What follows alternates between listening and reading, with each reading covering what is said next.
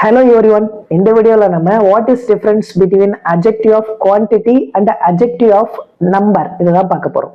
இந்த adjective of quantityயும் adjective of numberம் கண்டுபிடிக்கும் போது லைட்டா நம்ம கன்ஃபியூஸ் ஆகும். ஏன்னா ரெண்டுமே ஆல்மோஸ்ட் ஒரே மாதிரி இருக்கும். இப்போ இந்த சென்டென்ஸ் பாருங்களேன். I have no sense. இந்த சென்டென்ஸ் பாருங்க. There is no picture in this book. இதுல இந்த no sense no picture மட்டும் எடுத்துக்கலாம். இது ரெண்டுத்தையும் வச்சு இது என்ன வகையான அட்ஜெக்டிவ் நம்மளால சொல்ல முடியுமா? யோசிக்கிறோம்ல, கிளியரா சொல்றேன் கேளுங்க.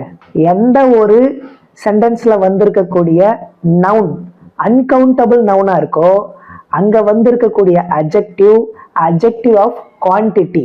இப்ப ஐ ஹாவ் நோ சென்ஸ்ல நோன்றது தான் அட்ஜெக்டிவ், சென்ஸ்ன்றது நவுன். ஆனா இந்த சென்ஸ் அறிவுன்றதை நம்ம எண்ண முடியாது.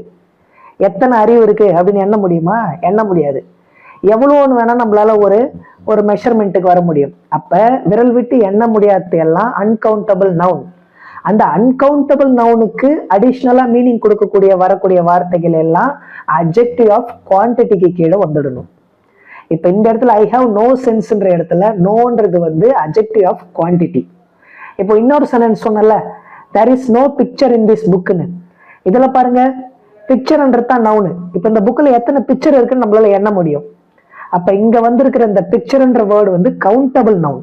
அப்ப எந்த சென்டென்ஸ்ல எல்லாம் கவுண்டபிள் நவுன் வந்து அந்த நவுனுக்கு கூடுதலான அர்த்தத்தை கொடுக்கக்கூடிய வார்த்தைகள் பக்கத்துல இருக்கோ அந்த வார்த்தைகள் எல்லாம் அட்ஜெக்டிவ் ஆஃப் நம்பர்.